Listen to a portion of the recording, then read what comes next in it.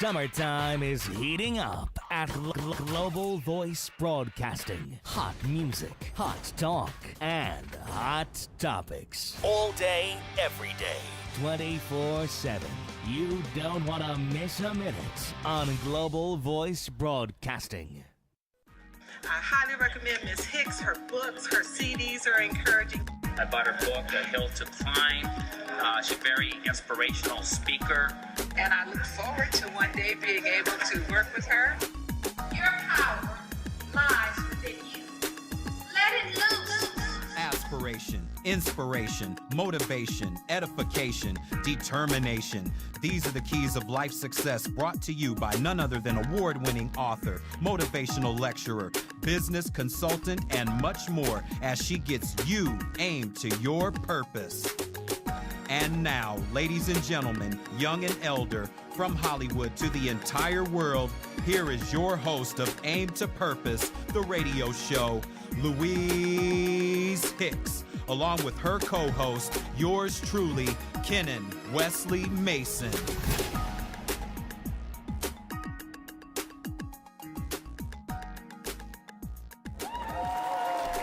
Hello world, how is everybody today? And we are happy that you've taken the time out and joined us today. And we did have a little technical difficulty that caused the show to be a little bit delayed. But we are here and we are still live.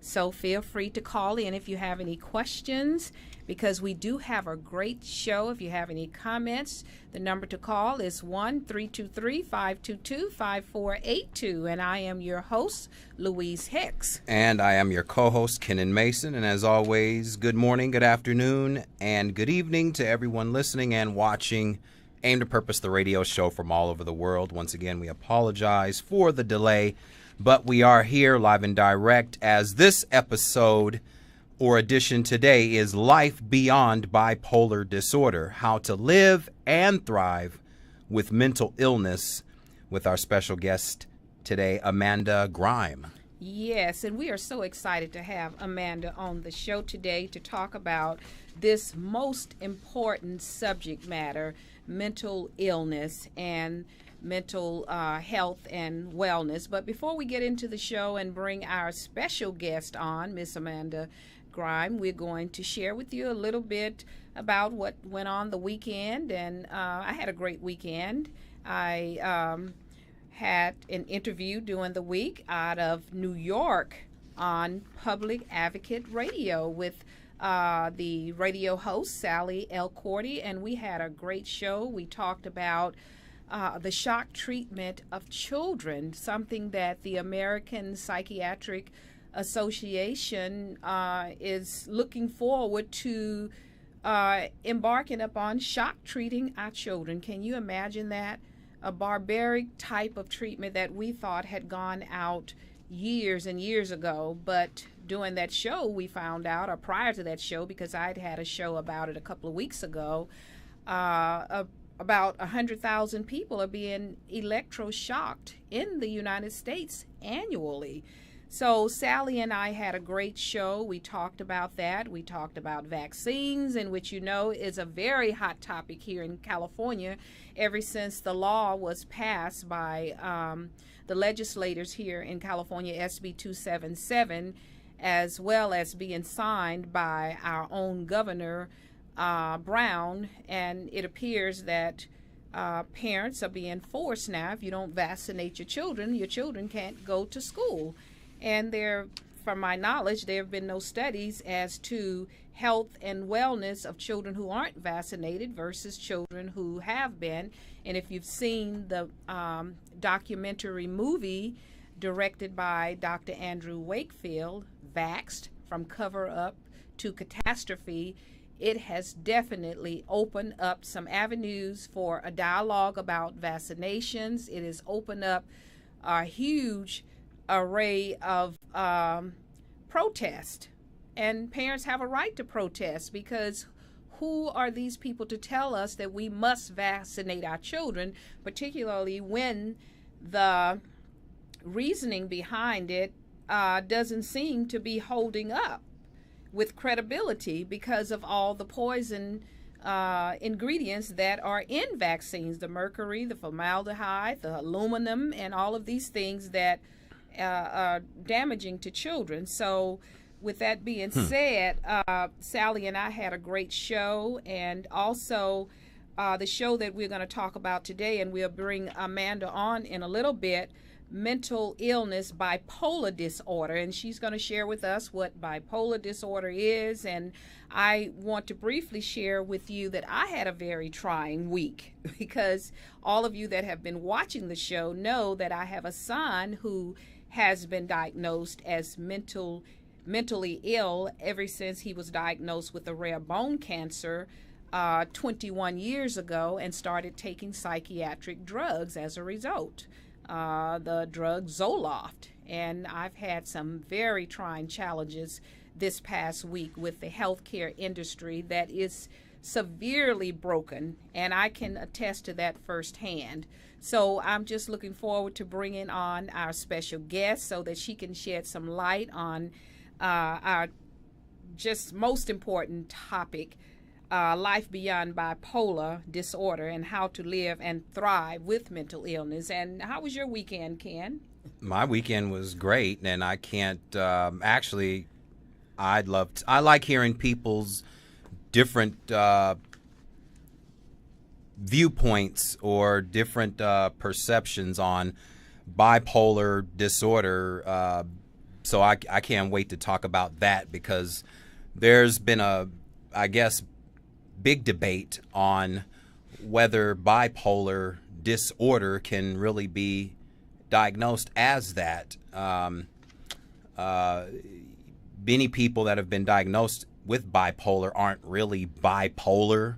You may have some challenges, or you may get the blues every so often, but many people are misdiagnosed as being bipolar when they're simply having life stuff happening to them. Life crisis, life upsets. So I mean, we've been conditioned to take on the names of these labels and live out the definition of them. So and it's been a detriment more than a helping to everyone, to mankind. This affects everyone. So I'm looking forward to the conversation. Yes, me too. So what we're going to do before we go to a break, we have a trailer about Amanda Grime's book, Dear Prudence, and we're going to talk about that too. So why don't we just go to the break?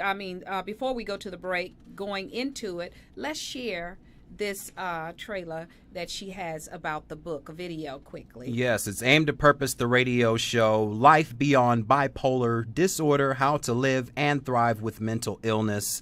We're going to show this video, go to a quick break, and then be right back with our special guest, Amanda Grieme.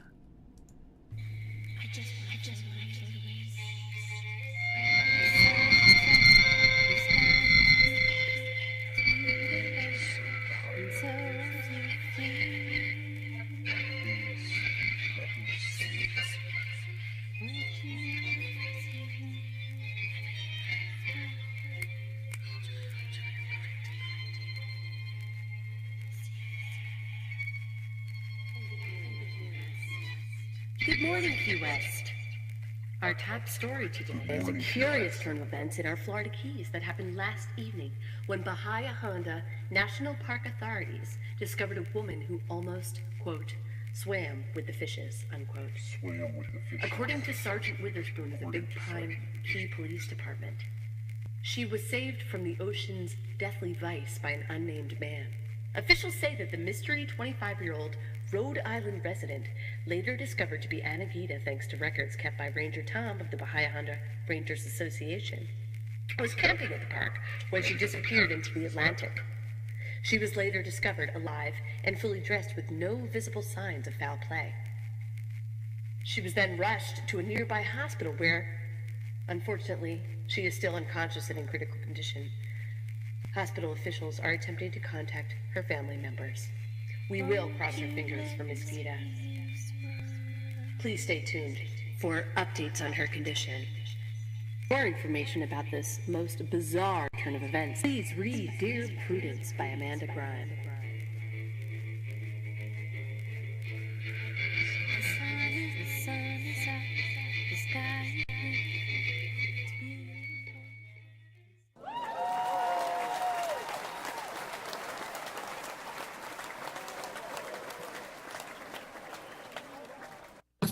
Hello, world! On behalf of everyone at Aim to Purpose, the radio show, we want to thank you, the viewing and listening audience around the world, for tuning in each and every week to experience the best in the internet radio hemisphere, listen to the best in life-altering information, and feel the energy of each guest as they share personal stories and in-depth knowledge on a wide variety of topics intended to capture your interest and keep your attention span at an all-time high.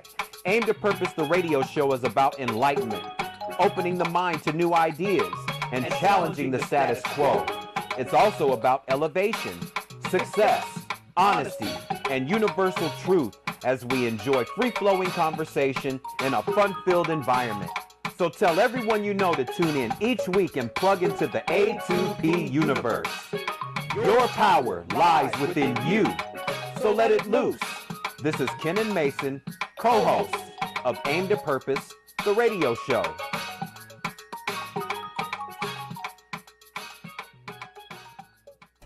Hello, world, again. We are back, and I am your host, Louise Hicks, along with my co-host and my son, Kenan Wesley Mason.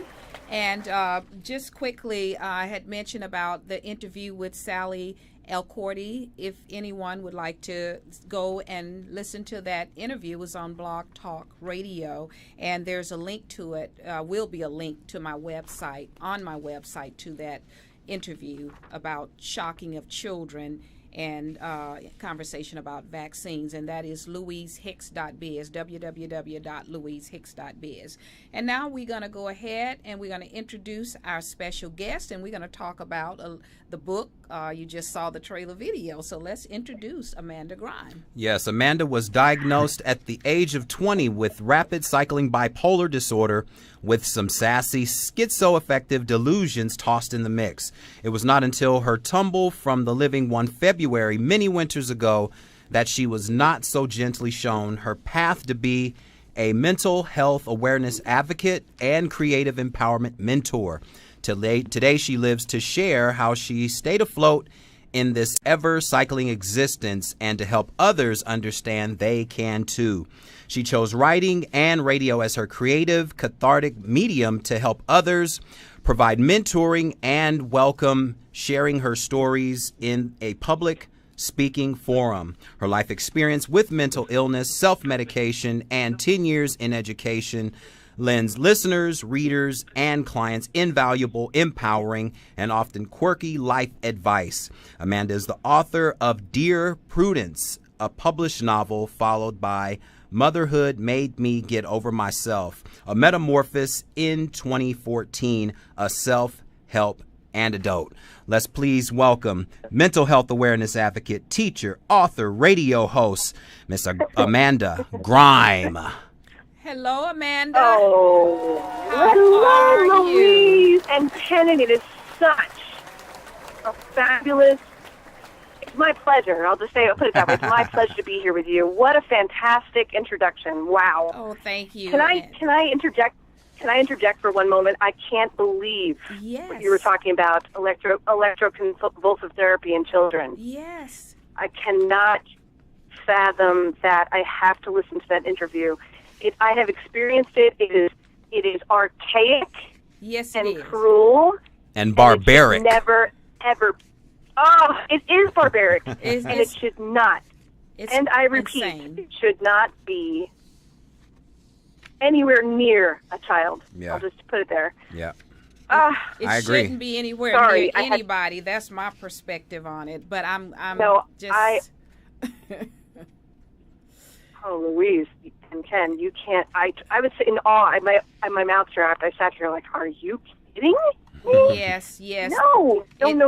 It is happening. They were protesting it down in Atlanta back in May, maybe a month ago now. It was a big protest when they were having the American Psychiatric Association convention. There were psychologists, from what we understand. There were various organizations, the Citizens Commission on Human Rights, the Nation of Islam, the NAACP. I don't know who all else was there, but we had the two gentlemen that were there and very involved in it on our show, talking about it, Minister Fred Shaw, and Minister in Training Riza Islam from the Nation of Islam a couple of weeks ago. And then I was on Sally El Cordy's show, which I said there will be a link on my website to go to that show. That was just this past Wednesday, and she's out of New York. I believe she's running for mayor in New York, but she has a radio show on Public Advocate as well. So I can't wait to hear it. I know it's amazing, but we just have to be vigilant and stay aware and just start standing up to all of these atrocities that are being committed upon not only the mental ill, but children, the aged. It's just becoming just a total. Seems like nobody is concerned about the humanity of human beings anymore. It's all about the money now. We follow the money, and you find out where the culprits are. It's pharmaceuticals. Yes, it is. Yes, it is. And we're going to get into that. We're so happy to have you on the show today, Amanda, to talk about your journey and your story, Life Beyond Bipolar Disorder, and how to live and thrive with mental illness. And I know you have a very inspiring story to share, and you wrote this book that we just did the trailer on. And by the way, I will be reading the book. I'm going to get it and read it. I have not had the opportunity yet, but by the trailer and what I have read about it, I can tell that it's a novel, right? Yes, it is. Yes. But what inspired you to write it? I mean, it just seems so inspiring from looking at the trailer there and the video. Well, thank you, first of all. And Louise, it was a gift. This is what happened. It was my fall from grace. I was teaching. I finally felt like, I was about age, I was probably 29, 30 years old. Mm-hmm. I had a great teaching gig. I was teaching literature and creative writing, and I had been taking medication, and I've been doing what I had to do for a while. And as you know, and you were talking about your son, it is really hard to find your groove and be able to balance all of it. It's just a really difficult world. Yes. And I had it all going on, and something happened. Something snapped. I started having delusions again. And I had to leave school midday. I was hallucinating. I drove to my parents' home and basically lived on the corner of their couch, and I'm not kidding, for 3 months. And I had a doctor, Dr. Grieme, who I love and adore. He is the man who really pulled me through. He did it. It was very, I was very opposed to too much medication. I didn't want to do it. I'd run the gamut, having tried different meds for years and years. And he really helped me out. And I as I was healing under my parents' care, I'm sure it was really unbelievable for them as well. Mm-hmm. I started to write letters, Louise and Ken, to people here and gone, to my dead grandmother, who I adore, both of them, who I adored. And I started just doing a lot of self-discovery, reading, writing, healing, writing. I'm a real music buff, and I started writing to John Lennon, and I would write and ask questions, profound questions, about universal truths that maybe I questioned, and about the metaphysical. And I just started, I compiled this incredible collection of letters, and I basically wrote my way out of illness. I wrote my way out of that hole. Wow. And when I felt like I could re-enter the world of the living and working, and I got a job, I was making beer, that was really fun, and bartending and having a wonderful time, not quite back in the world of education, but enjoying myself and social and happening, living again. I looked at this pile of letters and said, oh my God, these are absolutely the perfect premise for a frame story. Mm-hmm. And writing is my thing, I love it. I teach it. And I thought, my God, this could help so many people. Absolutely. I could help so many people.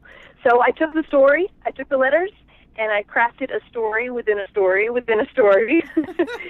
And that's where Dear Prudence came from. It's based very much on my own experience with mental illness.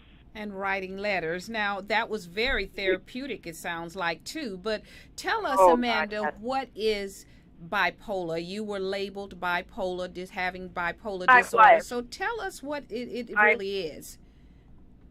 Okay. When I was 20 years old, I was probably even younger. I think I was a sophomore in college, and I was a wild kid, and I did a lot of self-medicating. Didn't realize what it was I was doing at that time period. I just thought I was depressed, self-medicating, and my parents kind of caught on to some odd behavior, and they sent me to a psychiatrist, who in turn said, after much, you have rapid cycling bipolar disorder.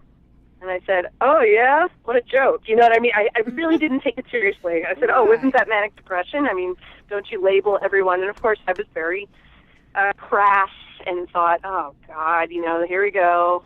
Again, the pharmaceutical companies trying to make money. And I really didn't take it seriously because they said bipolar disorder. And I said, okay, so I'm up and down. I have swings. I thought of all the people I knew who had swings, but the difference was, and as I grew older, it evolved. It just got worse. It's like sometimes it doesn't set. You're not diagnosed until you're in your early 20s. It's very common with schizophrenia as well. The difference is you're not just depressed, or you're not just a little high on life. You change so rapidly and so drastically that you become in danger to yourself. You really are. And that is what I would call, that is what I would say distinguishes bipolar disorder from clinical depression, things like that. There's different levels. You have bipolar 1, bipolar 2, rapid cycling bipolar. There's so many people I'm sure are labeled incorrectly. But in my case, I got to say, they were dead on with that diagnosis. I learned to accept it. It took me years, especially, I would say, it took me probably a decade to actually embrace the fact that I had this real problem. I lived with it, but I masked it. And in addition to pharmaceuticals, I added, a lot of self-medication to the mix. I see. But that is what bipolar disorder was for me, definitely. Some really crazy decision-making. Yes. And darkness beyond anything you can ever fathom. It's, and I know how many people feel. When you say self-medicating, meaning you indulged in other things other than your prescribed medication. Absolutely. Okay. Right. Okay. I took what I was supposed to take, and I indulged in, and I would drink, and I used street drugs as well. It was a really horrible cocktail. I was in a very bad place. Very bad. Oh, absolutely. But the thing with bipolar disorder, and I'm sure you hear this all the time, is I was able to have that world, but also maintain a professional life. It's like you have these different identities. It's amazing. And it's a really, I was afraid to lose the creativity because I was always felt very inspired when I was manic, and taking pharmaceuticals really quelled that in me, and I feared it. And so I didn't want to admit and try to cope properly, if you will. Yes, and what were some of the pharmaceutical psychiatric drugs you were taking, and what kind of effect? They say these drugs have all these side effects, and I know they used to call bipolar, everybody would say manic depressive. Oh, they are labeled manic depressive, and then it came up with the label bipolar a little bit later. But if you don't mind, what kind of psychiatric, what were some of them that you were taking? Okay. Well, Louise, one of the funniest, I think, funny in a sordid sort of way, when you read the book, Dear Prudence, I have that all documented. It's so funny because I really have run the gamut. When they say bipolar, and you're in an quote unquote episode, which is it's called a mixed episode, where you're deeply depressed but very manic at the same time. It's a very dangerous place to be. Yes. They do things like inundate your body with things like lithium, Now, Yeah, I've lithium, heard of as you that know, one. is a salt. It's Mhm. a salt. But I had this unbelievably bad reaction to lithium where I had skin lesions and my hair fell out. Oh my God. And the doctor said, please take it, you're stable. I said, no, thank you. I'd like to be able to look in the mirror every morning. You know, it's like, okay, and you have to have your kidneys checked and your blood levels, and it's very toxic. It's toxic. Yes. You can't even, so that was lithium. Now, lithium, of course, if you've ever read, I'm sure you're familiar with Sylvia Plath, The Bell Jar. No. No, okay, Sylvia Plath, well, she was a writer, a poet, and she was manic depressive. This was in the 60s. She's an amazing writer, but she wrote a book called The Bell Jar, and she described the lithium fog, the way you feel, as having your head all encompassed by a jar, because it truly is the best description. I felt like I was 1 inch behind myself, and everything was happening in front of me, but I couldn't quite grasp it. Mhm. Yes, I wasn't a danger to myself, but I couldn't function. Like, who wants to live like that? Oh, absolutely. And It's right. a bit much. And then, okay. Oh, I'm sorry. No, go ahead. Go ahead. Go ahead. Oh, okay. Oh, no, okay. So lithium is the very common one that they prescribe for bipolar episodes. But now, okay, I think that was the drug of choice, say, 2 decades ago, 3 decades ago, but now it's pharmaceutically owned. I'm telling you, and I know you both know this very well. Lamictal, antipsychotics, such as, let's see, what did I take that was horrible? Oh, Zyprexa, that was one. I used to call it, it's a joke in the book, you'll read it, Zyprexa will wreck you. It's unbelievable. My father watched me take the drug and have a seizure and fall down in front of him. Like, it was just like, what? You know, what is going on? Yeah. Why are these being prescribed to people? Why aren't there holistic approaches dealing with these chemical disorders? You know, it's like, And come on. most of your lithium being prescribed is a synthetic form of lithium, which is the reason why many people have the adverse effects that they do. Lithium is found in remote places around the planet naturally. Oxytocin is produced through lithium. It stimulates your happy hormones in the brain when it's taken in its natural form. When you start taking lithium in its synthetic form, this is when you have the effects that you experienced. Exactly. Kenan, you're right on, because I decided to try the natural form. Yeah. There's lithium carbonate, just like you said, and there's lithium orotate. And you're absolutely right. That's right. Yes. Yeah. Yep. And that's exactly, it's a whole different ball game, and yes, it works. And if you can find a homeopathic doctor who knows dosage, things like that, you are in business if you can find the natural. Yeah, and so these type of and these are the type of remedies that you rarely, if ever, hear about in what we call mainstream media. You have to go and search like a needle in the haystack for these type of remedies, because you never hear about them unless you do your own due diligence and find them on your own. And that You're is so absolutely true, right. because I knew someone that was diagnosed as bipolar, and you were right when you said about a couple of decades ago that was the drug that was always pretty much being prescribed for manic depressive or bipolar disorder. And lithium, I didn't know whether they were still prescribing it or not, but you are so right. And the side effects I saw this woman have, where she was cutting her wrist and going in and out of the hospital, and just having all kinds of episodes as a result. And she said they would lower the doses or increase the doses. I mean, she was up and down like a yo-yo, going back and forth with different problems on this drug lithium. So it was just a nightmare for her and her entire family. And these disorders and the drugs they come up with, I can attest to it because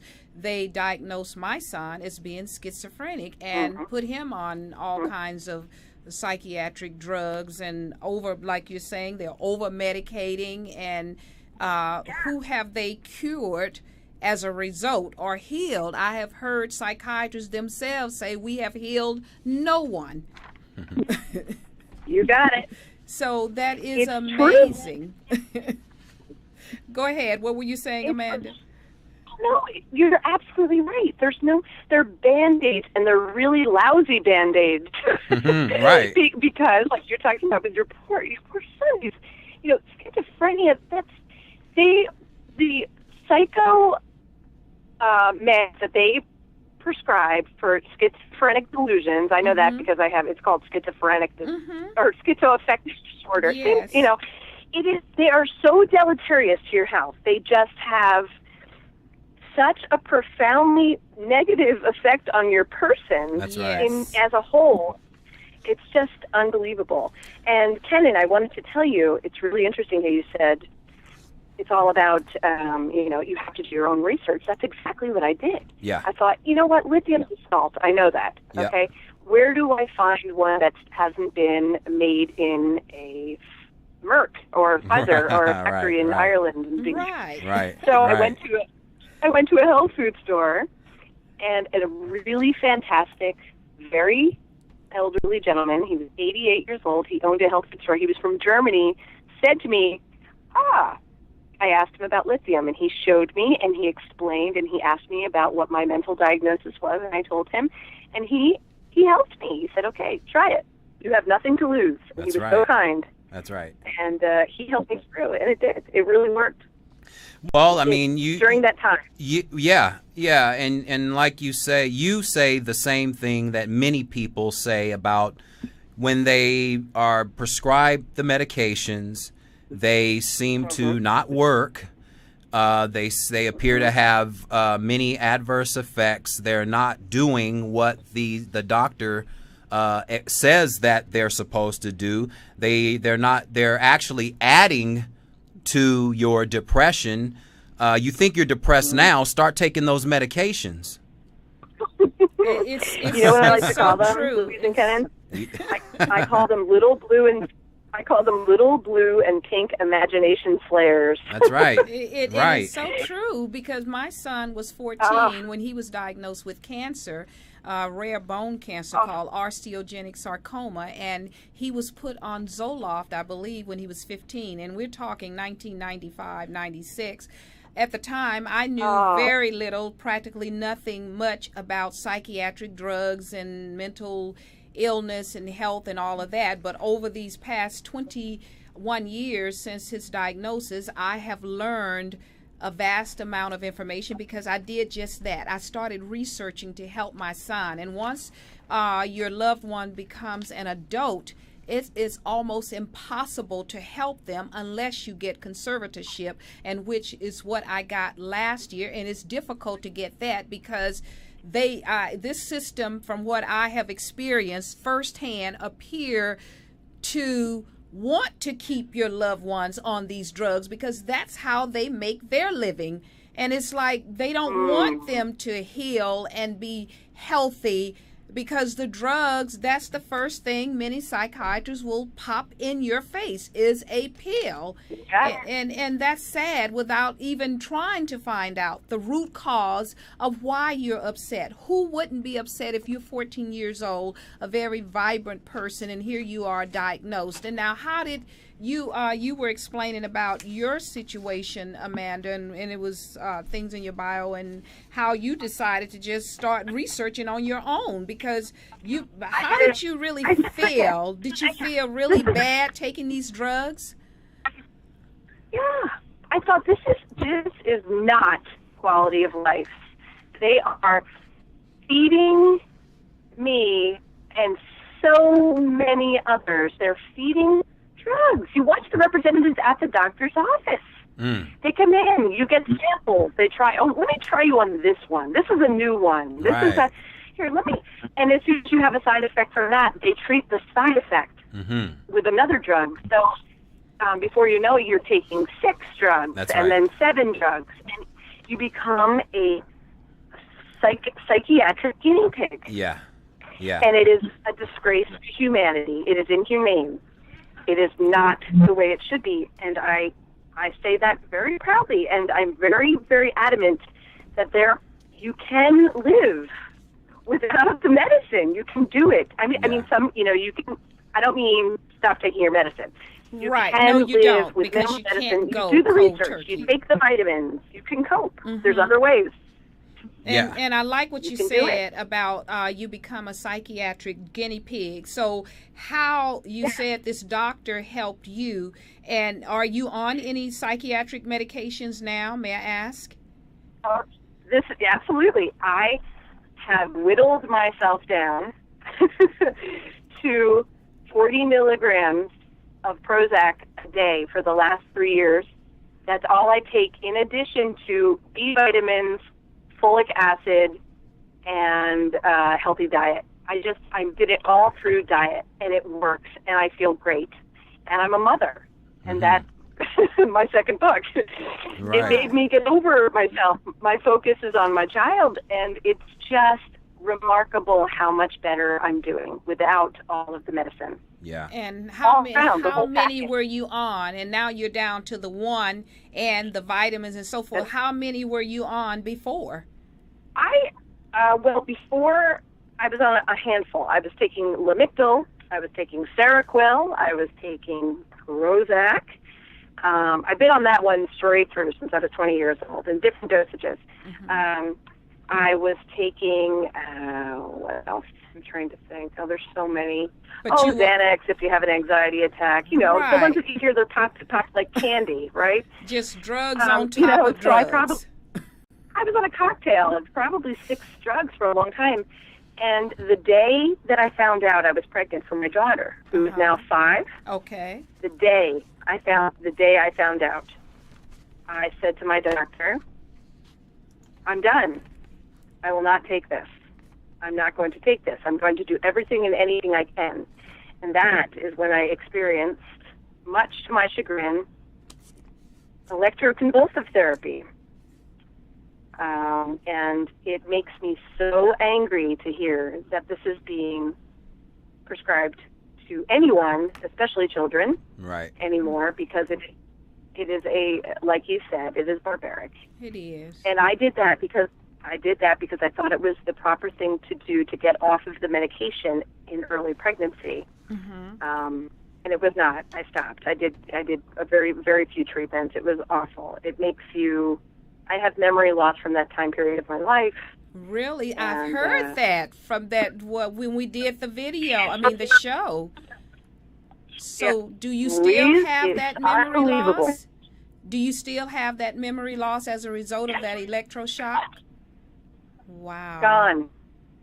Certain periods, my early pregnancy, when I was doing that, I have very finite clips, like memory clips of going to the hospital, my dad being with me, holding my hand, going to the hospital, experiencing it. I don't remember anything for about 3 months after that time period. I remember little pieces. I don't remember movies I watched, people I spoke with, people I met. It's gone. That's amazing. And you were pregnant at the time you were getting this electroshock? Yes. Yep, and it was prescribed by my doctor, by my psychiatrist, which is, and I look at it now in hindsight and think, oh my God, I cannot believe, thank God my daughter is okay, life is good, I've overcome this, but I can't believe that this is allowed, Yeah, and they're considering giving it to children, and the FDA, from what I understand, is considering reclassifying the machines from, I think, a class 2 to a class 3 or vice versa. I know we talked about it on the show with Sally Elcorti, and it's amazing what the FDA and the CDC are doing. And these are people, entities, and government agencies that are supposed to be protecting us. and protecting humanity, and it's like they're all being paid off by these pharmaceutical industries, like the vaccine court that's set up, that most of the masses don't even know that they have that set up, sanctioned by our legislators and our government. It's like all of them, most of them are corrupt and don't care. And for you to have experienced this and you are telling the story, I'm really grateful that you are able to tell your story and share this with others in all of your advocacy work that you're doing, because you have to have a passion for this, and it's just amazing what's going on out here, and people, they're not even aware of it, the public. It truly, they aren't.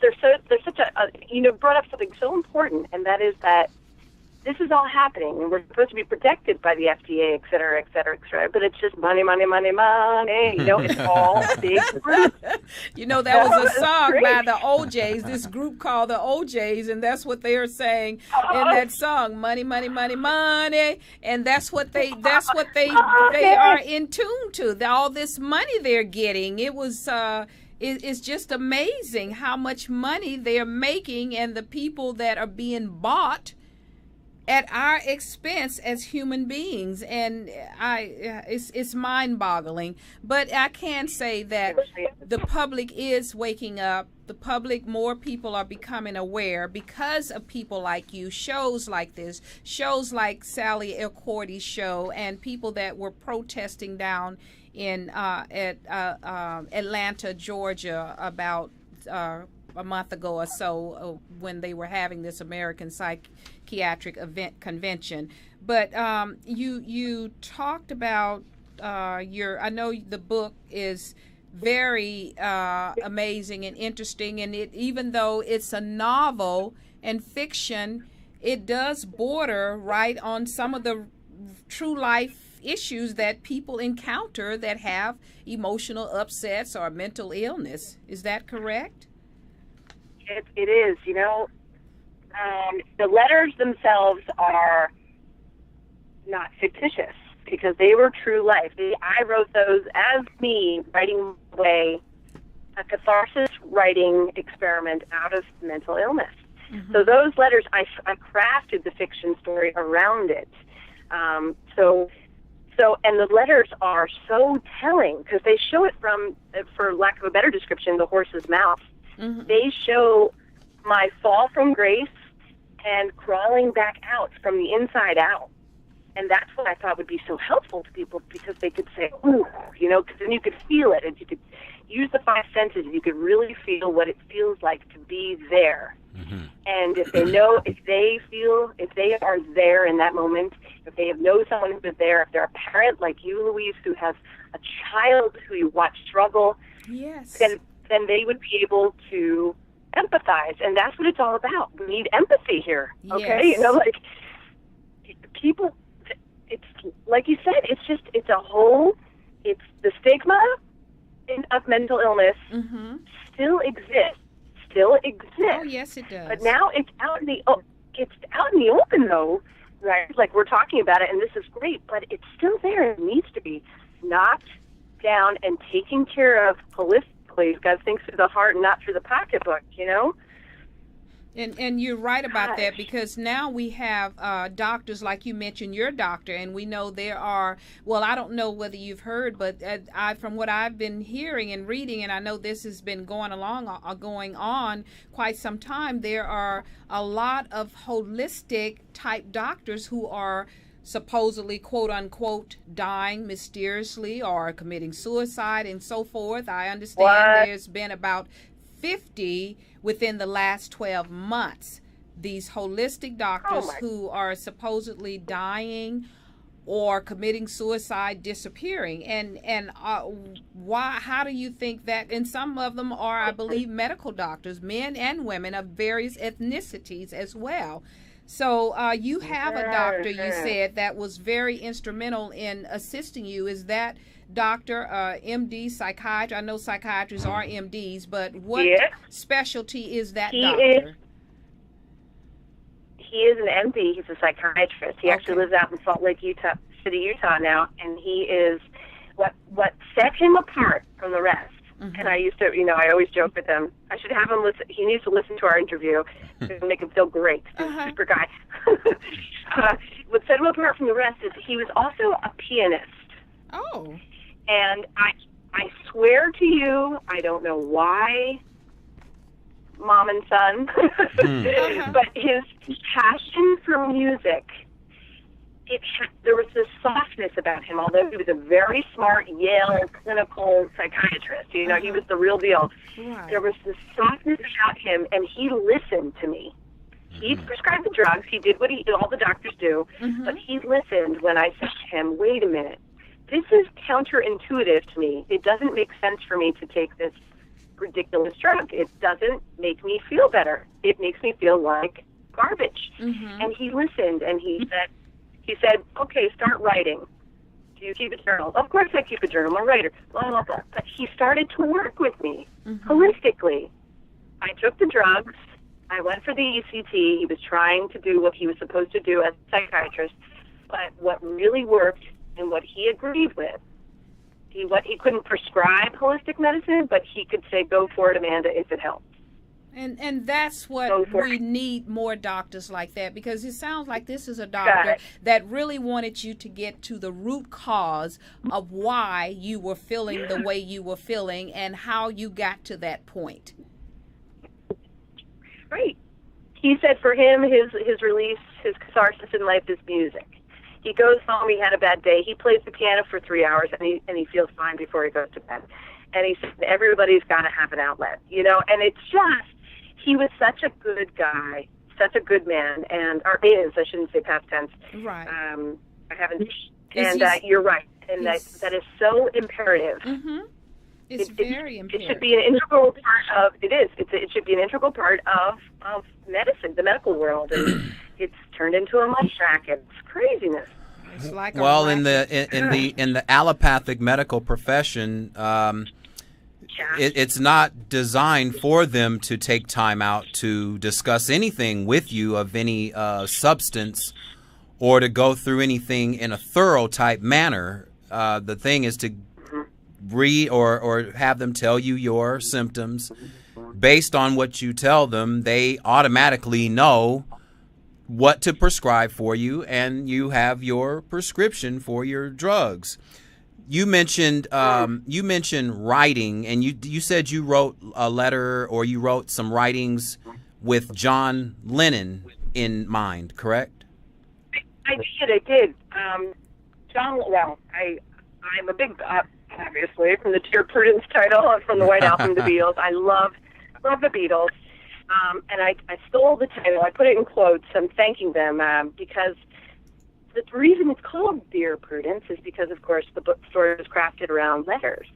But it made so much sense to me because the song Dear Prudence is, Dear Prudence, won't you come out to play? Hey, the sun's up, the sky's blue, it's beautiful, and so are you. And it's a message of hope, trying to get somebody to throw away their caution, throw the caution to the wind, and to live despite everything that's holding them back. And that was the reason I chose that, the message of hope. And yes, I felt like if I could write to people, even though they were past and gone and I never had a personal relationship with them, I wrote to them because I can relate. And that empathy I was talking about, I'm sorry, let me rephrase that. The reason I thought Dr. Freimer was such a great doctor and was one of his, because he used music as his outlet. And music for me is also an outlet. I play music, I listen to music, I love music. So it was a real way for me to connect with something else to get me out of the doldrums. And John Lennon, I put him on a pedestal, and Jimi Hendrix, I'm a huge fan, like off the charts. I love him. I feel a connection to him, and I wrote letters to him. And I was just trying to work through, like, how did you get through? Were you, in asking them questions, like, did you have issues? Were you depressed? Did you use music as your way to communicate? Did you, and it's very, very, very, it's quite a braid. It's a braid of the physical, the metaphysical, the psychiatric, and life stuff just braided together and with a big, fat, beautiful message of hope. That's right. That's right. Yeah, that's what it's all about. And it's music. Yeah, John Lennon. And he encompasses. And before we go to our break, just really quick, because you mentioned all this, I have a music background, audio engineering, and you mentioned metaphysical and universal truth. I do know that when you write letters to people or when you read certain books from specific authors, now we're going down the rabbit hole to a metaphysical place now. When you read let's do it. When you read books or when you write a letter to, let's use John Lennon as an example. This is a person who radiated peace and had and sacrificed his life for it. Now, when you write a letter to someone like that, their spirit or their essence can be called or summoned, if you will, and you can communicate with that essence. When you read books, you're getting ideas from other people from their era of thinking. And so when you go to John Lennon or go to Jimi Hendrix, you can ask them questions. It's not a crazy thing. It's a spiritual thing. Allopathic medicine has failed us because allopathic medicine doesn't go to the metaphysical. It only deals with the physical. That's it. You got it, Kenneth. So this is why mental illness has been labeled as such, because now you're getting into the spiritual side of man, and the psych drugs that are taken once they pass through first of all, they attack your immune system, which is your first brain, if you will, your solar plexus. Then once it goes into once it circulates through your circulatory system, it starts to go to the brain, and it starts eating away at your nerve endings in the brain, what creates your neural pathways from having habitual thoughts in your brain, and it pretty much eats you alive. So universal truth and metaphysical energy, if you will, it can be what you're doing can be one of the most therapeutic modalities that can be done. You using your mind the way it is designed to be used, and that's to communicate with the knowledge that's out in the ether. Because our brain, you're giving me chills. Thank you for putting it out there. Thank you. And so I don't want to go too deep because we're running out of time. But what you're doing, life beyond bipolar disorder, you don't have to take. No one has to take on the labeling of being called bipolar. When you take on that label and embody it, you become it. Earl Nightingale said you become what you think about most of the time. So if you think and feel that you're bipolar, you will become bipolar to an extreme level versus being bipolar as all of us are to varying degrees, because we live what's called life. Yes, and life does have its challenges. And that does not mean that you need to take a pill every time you have an upset. Because if that was the case, 100% of us would be taking a pill, as opposed to about 70% of Americans taking a pill. And many of them are taking these pills because that's what my doctor said. I need to take a pill. Yeah. Without even finding out why you are so upset, because they don't discuss why you are upset.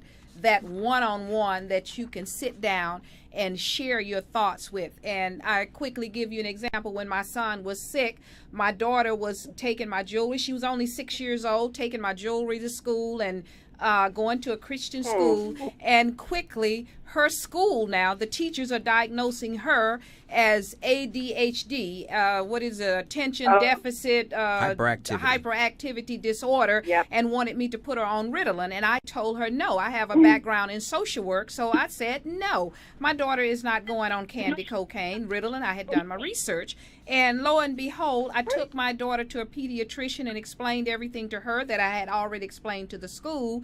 And my pediatrician said, we will send her to a social worker. My daughter sat down on about the third or the fourth visit, crossed her legs, and told the social worker, I'm sitting there listening to her like a little lady. And she says, you know, I'm so upset because my brother gets all the attention and nobody gives me anything or pays me any attention. And I want to be sick like my brother. That was the root cause of why she was acting out at school. That's... And what if I had put my daughter on Ritalin? She's 27 now and just is healthy.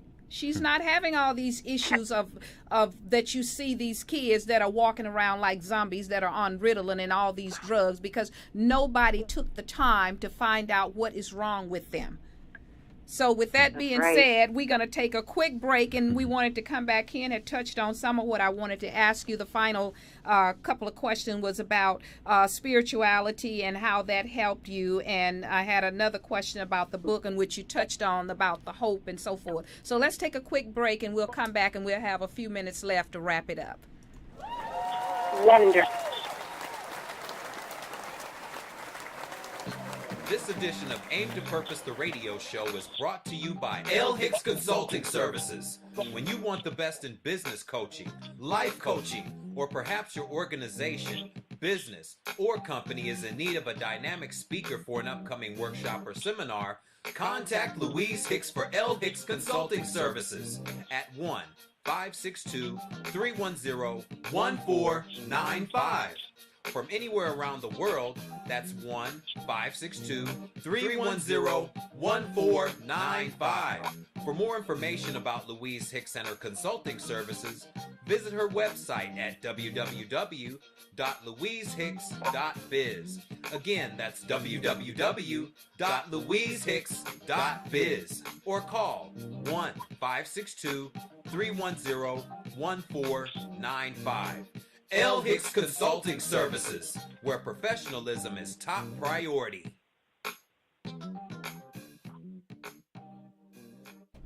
Hello again, and we are back. We're having a very amazing and informative conversation with our special guest, Amanda Grieme, who is a mental health advocate. She's an author. She's a teacher. She is a radio host personality.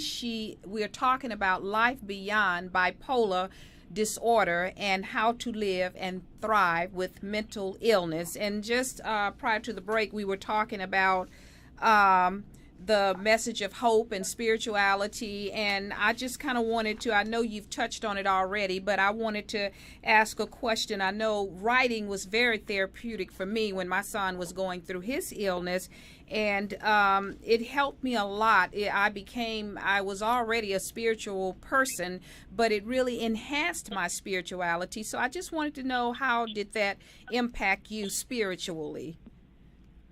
Oh, Louise, you and Kevin have nailed it on the head exactly. It's spiritually, I am such a spiritual person, but it has been enhanced greatly by ill experience. Mm-hmm. Like you, everything negative that has happened and everything I've written myself through has made me more side. And I see the other side saying just the metaphysical. I have so many thoughts floating through my mind right now about what Ken was talking about and being able to touch another person through words and to talk to them in the ethers.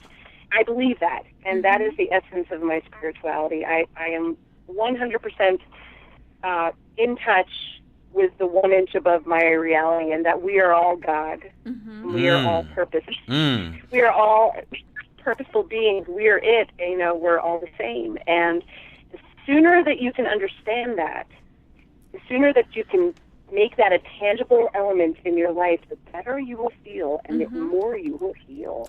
You know what? Like what you just said is many people are afraid or dare not to say what you just said, and that we are gods. We are. We are gods, not some God that you look for above the clouds, some hippie looking guy that looks like Santa Claus. That's not God. That's not God. We are God. We are gods. We have the energy. We have all the elements that are needed to create. We're creators by nature. Just like the God that we claim to praise, that created everything in the universe, we have that same capacity to do just that, create. We do. We can have heaven. Create. We can have heaven right here on earth. We don't have to wait until we pass on or transition. And the interesting part about that, the rich people are having the elite few that want us to be, that have brainwashed many of us, bamboozled us, and just blindsided us. They are having their heaven here on earth. However, they want us to be brainwashed to think that our heaven is somewhere beyond in the sky. And that is so interesting. But I wanted to touch on, because we have a few minutes left, on your book. I know many of us, we write these books, and I can see from your book that it does have the movie effect. You want to make this book into a movie, is that correct? The Dear Prudence. Oh my God! I see everything as film. I'm sure you know exactly what I'm talking about. Absolutely. Both of you. But everything's film. And I would sit down in a heartbeat with someone and say, "Let's bang this out as a script," because it would be beautiful visually. It would. I can see it, and I can't wait to read the book. I believe that, and I'm sure you have the characters for your book already in your mind, because I know I do for my book, A Hill to Climb, A Teenager's Battle with Cancer, Depression, and Drug Addiction. I have that same vision, and like As a Man Thinketh, who was that wrote that book, As a Man Thinketh? James Allen. James Allen, and that is so true. So we have to keep thinking that, Amanda, and that book will become a reality into a film one day. We don't know when. As will yours. As will yours. Really quick, tell us real quick about your the book and your radio show, and how we can get in contact, or how we can watch your radio show or listen to it. And I did listen to some of it the other day. So, but tell the audience. Excellent. It's I have the first book I wrote, Dear Prudence, by Amanda Grieme. You can find that. Unfortunately, it's out of print, out of hard copy, because I had so little in sale. So guess what I'm doing, ladies and gentlemen? I am rewriting it and self-publishing it. The house didn't. But you can still buy the Kindle version on Amazon, and I suggest you all do. And the second book I wrote was a blog I kept while I was pregnant, thinking maybe I could help people who are deemed mentally ill by the medical community and want to procreate. Because you can do that too. Guess what? We're all able. We're all God, like you said. And we're all have this capacity for love that is beyond, and we're just, you can do it. So the book is an inspirational book with a play on words. Motherhood made me, all caps, get over myself, all caps, a metamorphosis, like a double personality there, because it does. Anybody who's a mama, they know. Right. Yes, we do. And my radio show is called Dear Prudence Radio, life advice to help you cope. And I can't wait to have the two of you as guests. Could you do that? Oh, looking forward to it. I did hear your show the other day, one of the shows. I don't recall the title of it, but it was a great show, and I loved how you were talking and the things you were talking about. So would love to come on your show. I would love to come on specifically to talk about the metaphysical, the universal truth, and the we are God concept. Because in metaphysics here in America and other parts of the world, we don't understand the metaphysical side of ourselves and why we do what we do, why we keep following the same habitual patterns that we do, that come from generations of our families and our ancestry and all of these things that linger. Because remember, spirit never dies. That's right. You know, everything kind of keeps going on and on. Life is forever moving forward. So I'd love to come on just to talk about that aspect of life. Yay! I love it. Yeah. And so, Ken and Louise, don't you think a universal truth that we came up with tonight is this: we are all God? Yes. That's a universal truth. It is. Yes. It's definitely because we're creators. We can create whatever we want, positive or negative. And whenever I create something very thoughtful and positive, I say, oh, that's just the God in me. Right. That's how I look at it. No, that's a beautiful statement. It is. Yes. We're light. We're light for love. Yeah, we're in God's image, so we have to be. I mean, that's biblical. But anyhow, we thank you so much. Just give us a final thought and how the listeners can contact you, Amanda, and we will have you back on the show again. Oh, I love it. I love it. It was such a pleasure. Thank you. And as far as contacting me, pretty simple. I don't have Facebook, but I do. You can contact me. You can find the books on Amazon.com, BarnesandNoble.com, CreateSpace.com. You also can find me on LinkedIn under my name, Amanda Grieme. And most importantly, and the most fun way to contact me is on the radio show. Dear Prudence Radio, life advice to help you cope at the Blog Talk radio show. And that's what I've got. And a final thought to leave with our listening and viewing audience. I have a remarkable thought, and it goes back to something you both said. You had an interjection, Canon. You said not to go down the rabbit hole, Right. and that opened a whole chasm in my mind. And what I'd like to leave you with is in the book, Dear Prudence. There's also a letter written to none other than Alice. Alice Little, the actual character, Alice Little, Liddel, that Lewis Carroll wrote about. and there's a whole metaphorical journey that we were talking about with mental illness that you take when you go down that rabbit hole. Right.